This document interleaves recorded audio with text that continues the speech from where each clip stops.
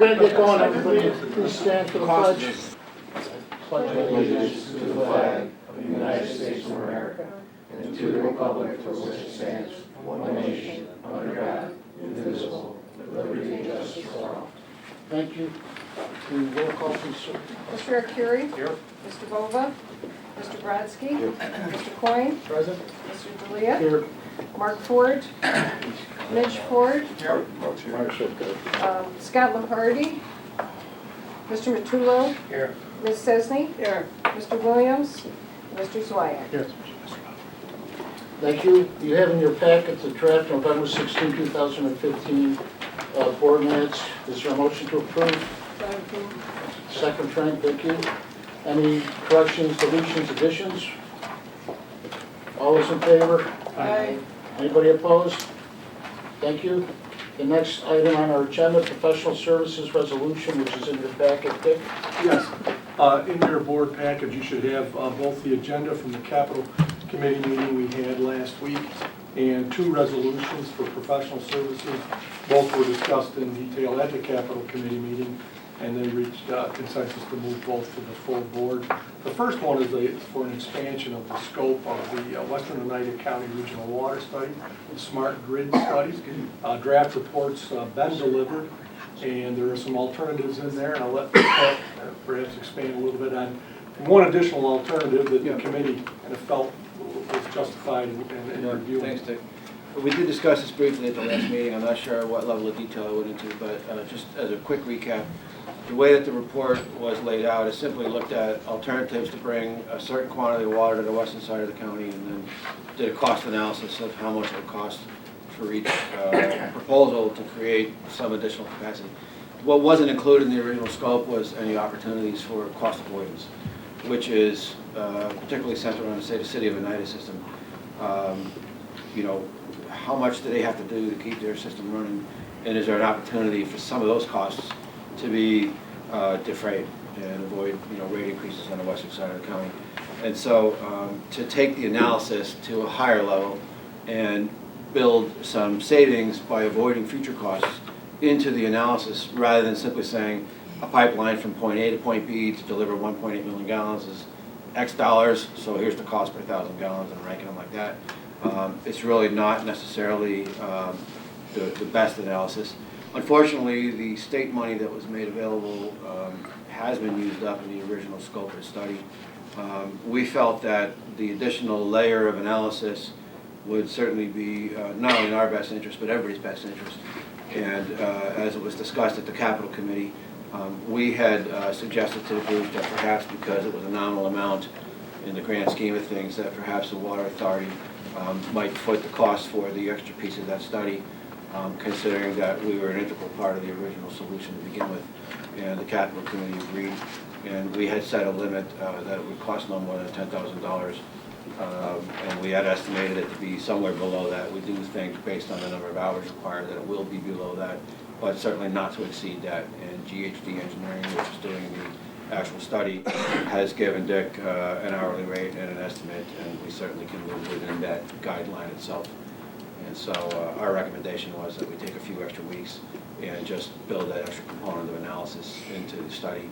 And then we'll have a better idea as to really which proposals make more sense than others, based on, as I say, avoiding future costs. Any questions for Dick or Pat on this? Someone move the motion? Thanks, Vince. Second? Thanks.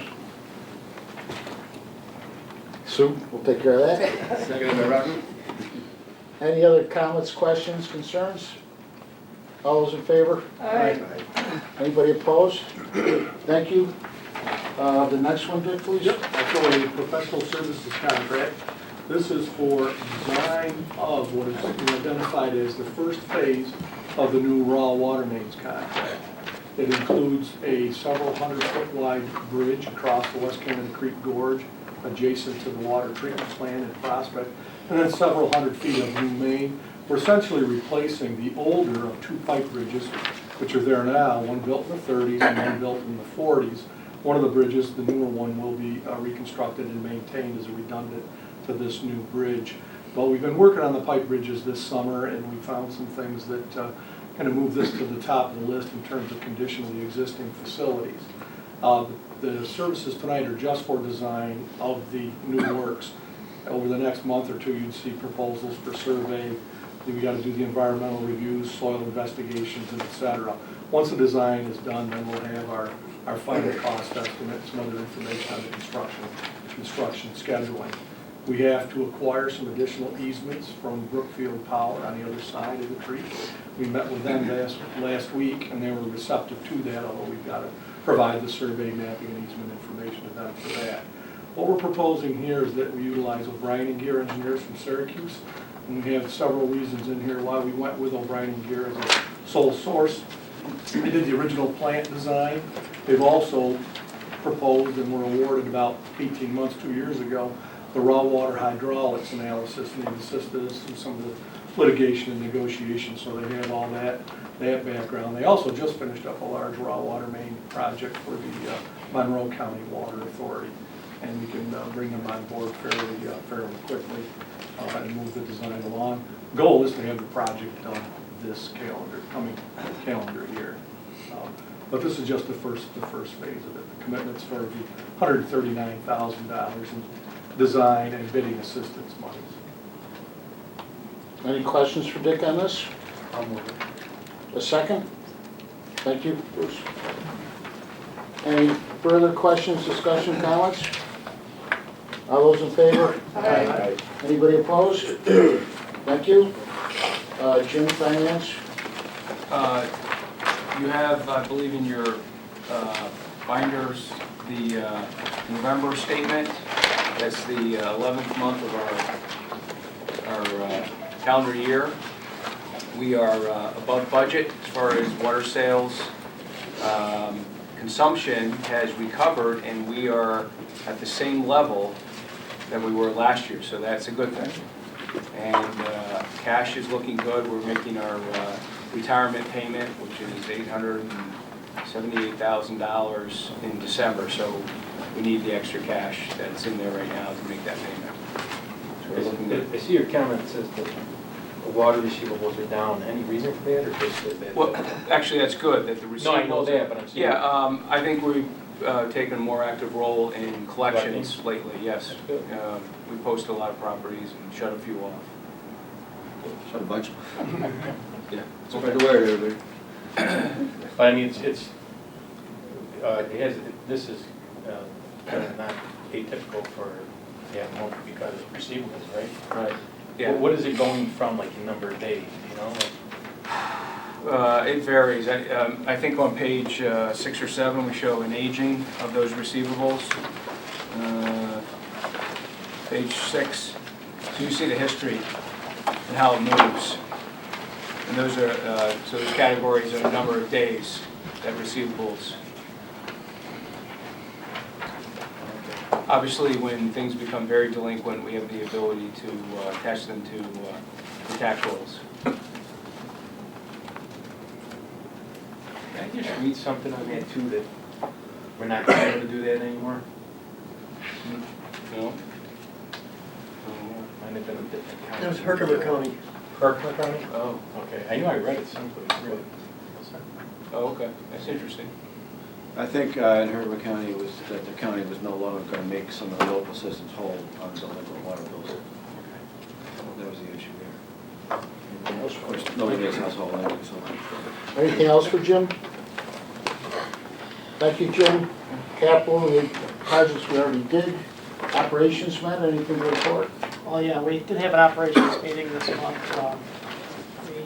Jim Mack is in the early phases of looking at some disaster recovery companies to help us out. We're going to have another operations meeting on the 7th of January. We'll have a full report from January. We're looking at 2 companies to help us out for disaster recovery for our full systems. So we'll be looking forward to that in January. Great, thank you. Executive Director's report? Sure. Quick update. Last I explained as far as litigation goes and the motion that we had filed relating to non-compliance of our agreement from last winter. The status was that there was an objection filed by the Canal Corporation over jurisdiction in which court it properly belonged in. We had filed our motion in New York State Supreme Court in Judge Hester's court where the original agreement was settled. They had moved to try to take the case to the Court of Claims in Albany, and Judge Hester then ruled and said that, in fact, this was the proper jurisdiction, that it would stay in his court. And so what we were waiting on was whether they would try to appeal that decision or not. The deadline for them to appeal it is actually today, but since it's something that could be postmarked as late as today, we really won't know the answer to that for a couple of days. And so, considering that it is this late, it's I think doubtful that they're going to file an appeal over Judge Hester's decision and still try to bring it down to the Court of Claims in Albany. But we won't know that for sure until either Wednesday or Thursday. At that point, then it will presumably at this point stay in Judge Hester's court, and there's a small bit of discovery that needs to be finished up before a conference with the judge to actually set the timetable for a hearing and oral arguments, and and then some decision from the judge. So we're almost there. It's going to be a little bit longer, only because of the jurisdictional battle that happened, which is now presumably behind us. And at that point, hopefully we'll get this thing settled before we get too far into this winter. So that's the latest. As soon as I know anything, I'll keep you updated.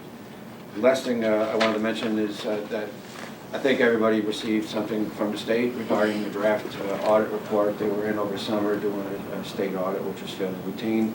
They do that with public agencies across the state, be it villages, municipalities, or special districts. Without getting into too much on camera, because it is still a draft report, as you may have noticed if you saw it, their findings were very narrow in scope.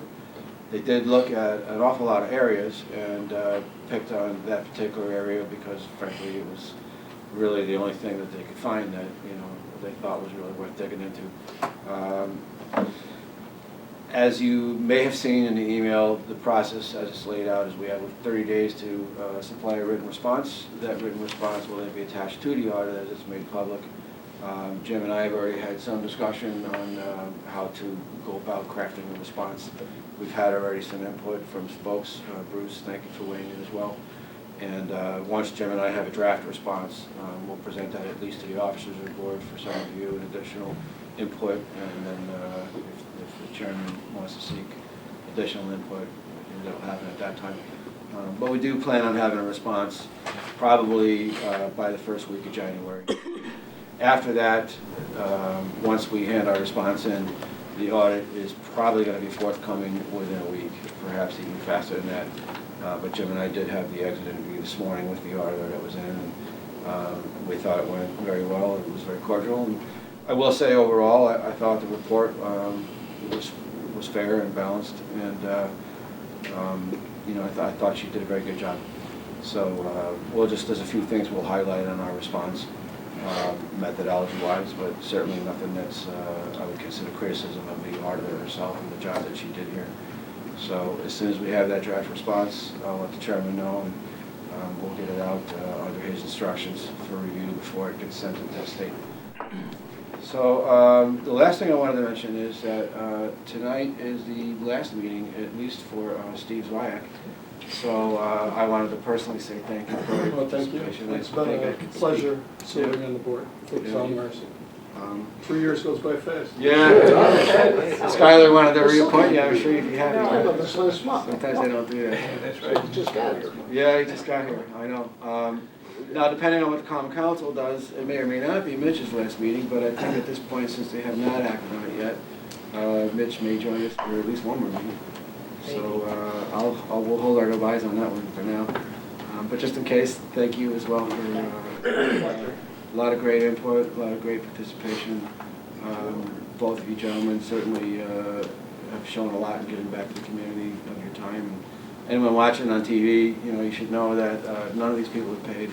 It's strictly volunteer. They put a lot of time in their own time that they could be, doing perhaps other things. But we certainly appreciate your input, and I hope the community does as well. So thank you both.